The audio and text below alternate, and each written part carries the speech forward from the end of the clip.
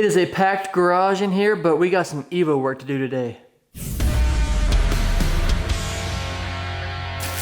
What's up, y'all? Welcome back. If you're new here, welcome to the video, welcome to the channel. Like I said, we have some Evo work to do today. We have an alignment appointment, so I want to go through, make sure everything's all good to go, button some things up, all that kind of stuff, because this is the first time we're taking this thing like out on the road for like a trip, I guess you could say. It's not very far, but it is on the highway, and I want to make sure everything is as good as I can get it to be, and just double check everything, triple check everything, quadruple check everything before we go out through there. So yeah, let's get into it. First things first, we're gonna go ahead and hop into the back right here in the rear deck, and we're gonna lay down some sound deadening material. We have a whole kit, but this is just one roll of it. We got some sound skins we're gonna be putting in the car. And so I decided I'm gonna paint the whole inside of the car anyway, but this rear deck already looks pretty good. So, I mean, we're gonna cover it anyways, but these two speakers in the back are causing some rattling, how they're mounted right there. And so it's a little hard to hear any other kind of rattling and other kind of issues whenever you hear just this. So these two speakers and the ones in the doors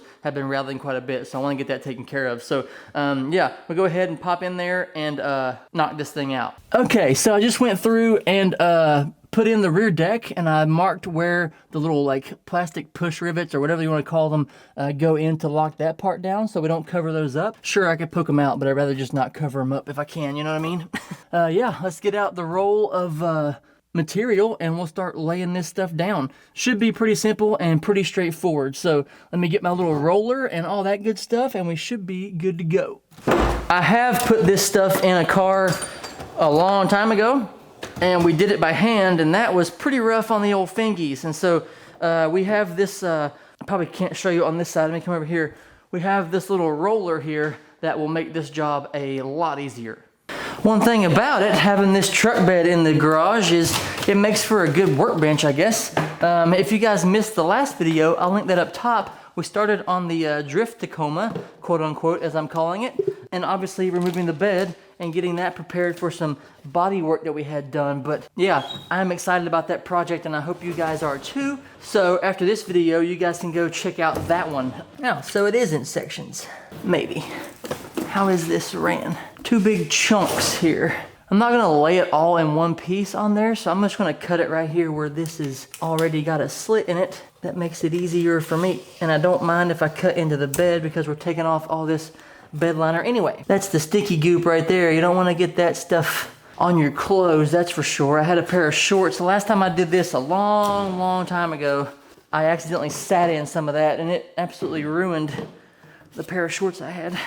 And we'll just try to get in there and we'll like outline it around the actual like speaker area first, and then we can lay it elsewhere. And I've already removed the speakers, but we got a 8" by, we'll just say 10". So 8 by 10 for the speaker area itself right here. So I'm gonna go measure that out and we'll cut it out of the stuff. And oh yeah. Okay, so we cleaned everything with alcohol. I've already installed this side because it was a little hard to get over here to show you this one, but I'll try to show you right here. I know you guys are looking through the glass an awful lot in this video, but it's gotta be what it's gotta be, you know what I mean? So we'll get this thing laid in right about here. I've already cut the hole out. I didn't do it on this side because I thought I could do it a little bit easier while it was on the piece, but turns out probably a little bit easier to do it while it's off the car. So went ahead and did that, and now we'll go ahead and we'll stick it in place and we'll roll it on. This stuff is way easier than I've used in the past. I used to use, what was that brand called? Dynamat. I used to use that brand, and we had to use heat back in the day.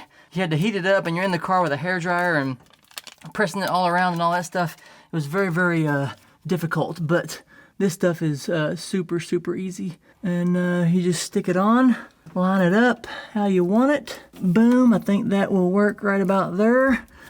And then you just press it down. And then we'll grab the roller and we'll roll it out, which makes it even easier.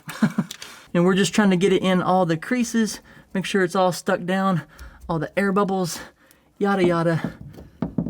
This little wheel helps tremendously. If you're doing this, I would definitely recommend spending I think it was like $7 to get one of these or something similar to help roll it out. You could push it in with your hand, I guess, but it really just makes it easy with this. Now we can knock out the speaker holes, or the screws for the speaker holes, and put the speakers back in, even though we don't have a radio right now, which is a good point. I may just leave those out. So yeah, I won't make you guys watch all this. I'm just gonna go through, lay down a bunch of this stuff in the back glass right here, and we'll get it all taken care of, and we'll jump back when we're done. Okay, we got everything laid down. Everything looks good in there, and I'm actually gonna leave out the speakers for a little bit. I know the whole point was to stop the rattling, and I could have just left them out, but got that knocked out of the way. Looks super good. I can't wait to get all the rest of that stuff inside the car, but yeah, moving on. We finally got our new plate for our fusible link. This is from my design on the cardboard that I made.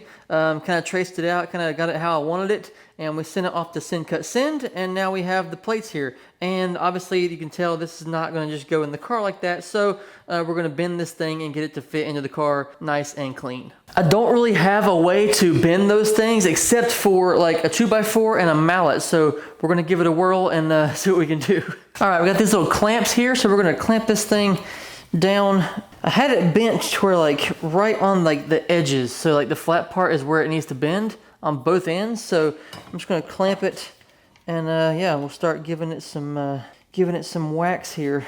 I know this is not really the most precise way to do it, but I could have had Send Cut bend them, but chose not to, just in case they bent it wrong. They had asked me if I wanted them to bend it, and I kind of was hesitant to do that, so yeah, we'll just do it here with the mallet. I'm gonna go over this thing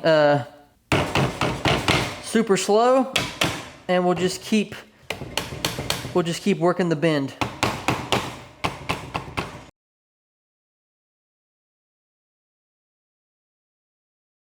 Okay, after spending quite a bit of time with manipulation and things of that nature, we got the thing mounted in there. Looks super, super good. Got the titanium on there. You guys know how to do that on everything. But yeah, I think this thing looks super, super good. I was going to Cerakote this thing bronze to match the other brackets in the engine bay and all that kind of stuff, but I actually really like the stainless look. This is stainless material, so it shouldn't corrode and all that kind of stuff. And so, yeah, looks super solid, and I think I'm going to leave it just like that. So I'm just unplugging the horn now. I kind of did like a quick restoration on those, like my OEM horns, and I just can't get them to work. To be honest with you, I probably messed up the clock spring whenever I was putting the steering column back into the car.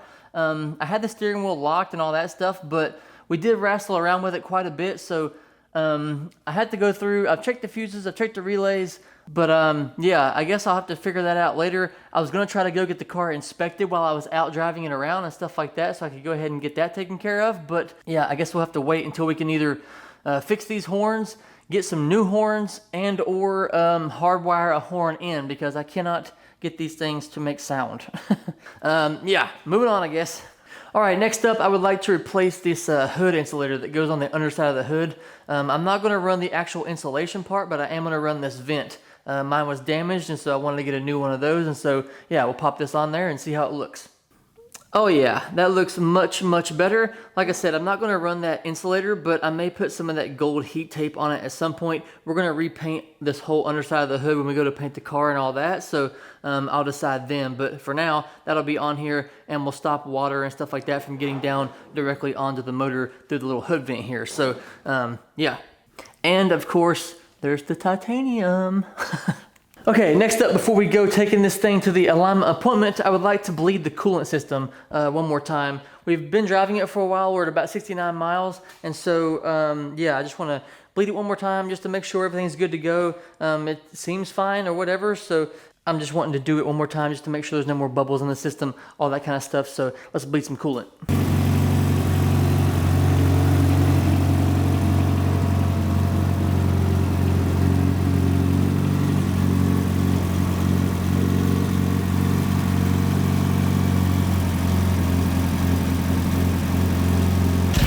Okay, so time to head to the appointment. Let's get this thing aligned. There we go. All right, got over to the shop here, and I found this guy somewhat locally, so we drove over there. They have an in-ground machine, as you can see here, so you just drive straight up onto it. It's level with the ground, no issues whatsoever. And yeah, they lock you in there and get you all lined up. Okay.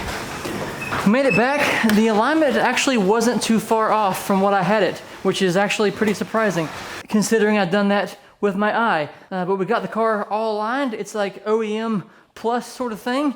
And yeah, drove it home, obviously, and it ran and drove pretty damn straight. Let me get you guys up here a little bit. And yeah, if I do end up uploading this, which I'm not sure if I will or not, there's not a lot of substance in this video, but I said a long time ago that I was just gonna put up what I had, and that was the video. And so if I do put it up, drop a comment down below. Let me know what you guys think, and if you guys like that kind of like short video, just putting up content, you know what I mean? Today was kind of like scattered all over the place. The appointment lasted a lot longer than I thought it was going to, so we didn't get back till late because traffic, rush hour, all that kind of jazz. And so the car is good to go. It's good to drive, all that kind of stuff. So we can get a hold of Desmond, get that drivability tune going. And we also got to get this truck bed and all that stuff started. I'm in the talks of doing some traveling to get like a frame notch put in that thing. So we'll see what happens there. In the meantime, we may add some more sound skins to this thing. We just got a lot going on. And so who knows what video will come up. I may jump on and do a live, and I think I have a schedule figured out as to what I can do with some content. That way you guys know, like